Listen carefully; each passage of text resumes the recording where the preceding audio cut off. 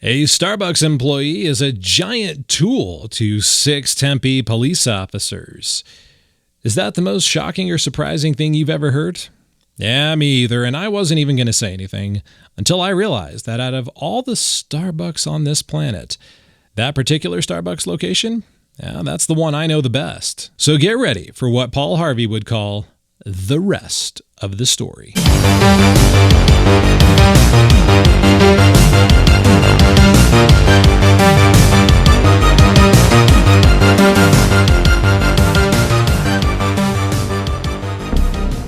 Now, as many of you know, I used to live in Arizona, and I lived right there, near that Starbucks at the intersection of Scottsdale and McKellips.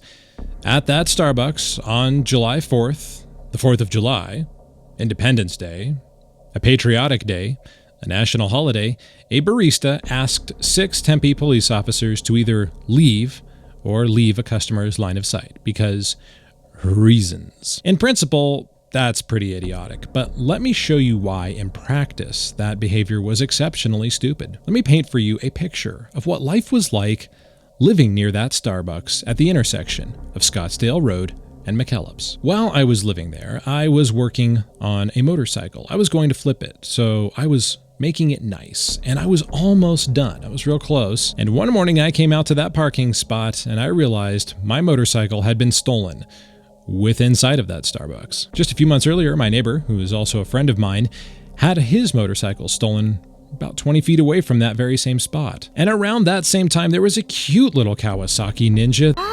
Someone had taken an angle grinder too, in an effort to grind off the ignition and steal it as well. Somehow, despite all the racket of an angle grinder, the resident security guard missed the thieves. Ostensibly, he was supposed to be watching over the parking lot, but I don't know how you miss an angle grinder in the middle of the night, man.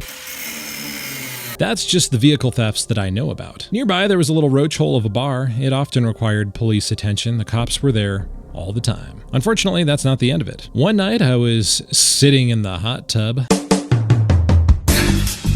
unwinding after a long day of work or school, or maybe both, and I was probably wearing my hoodie.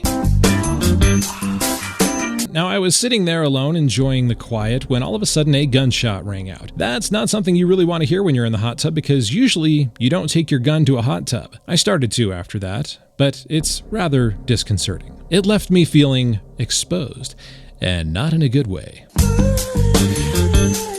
But in all seriousness, unfortunately, that was not the end of the gunshot incidents at that intersection. A few months later, I came home from work, and Scottsdale and McKellips were both closed and taped off.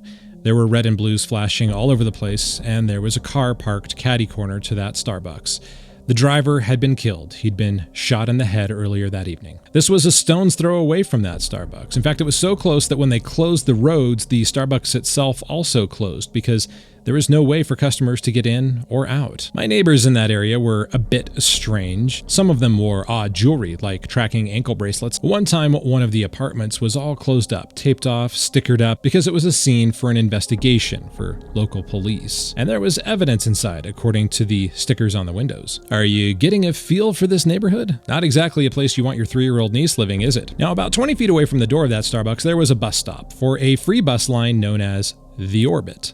I spent hours at that bus stop missing or waiting for buses. And like many bus stops where the ride is free, there were always any number of people who were drunk, homeless, or just flat strung out on something. What that neighborhood needed was more police presence, not less. More police visibility, not less.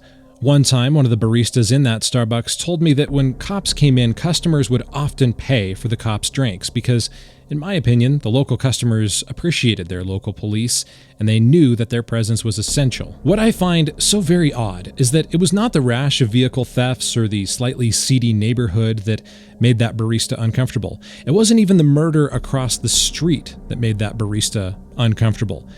It was the presence of 6 police officers that made that barista uncomfortable. That says a lot about the barista. There are several types of people in this world, but 2 of the types are sheep and sheepdogs. Sheep are people like that barista, snot-nosed, wet-diapered, and completely unable to protect themselves. Society as a whole has a thin veneer of civility and peacefulness over it. And one of the things that keeps that in place is the men and the women who wear the blue. Men and women who work at places like the Tempe Police Department. This isn't the worst neighborhood in Tempe by a long shot, and it could be so much worse. If the police presence in that area goes down, I don't imagine that the neighborhood's going to get any better. In fact, it may deteriorate to the point where people don't want to go to that Starbucks anymore. That's why the behavior of this barista was utterly despicable. And I think Starbucks corporate realizes that because they've issued a well-warranted and well-deserved apology to Tempe Police. I think Starbucks corporate knows how it works, at least more than the barista does. In the artful crafting of lattes and other soy drinks, that barista never contributed to the safety or the security of that neighborhood or society as a whole. That safety was provided by those who are sheepdogs. Sheepdogs don't make lattes, but they do make society a much better place and a much safer place. People who need that level of safety, people like baristas, would do well to remember that.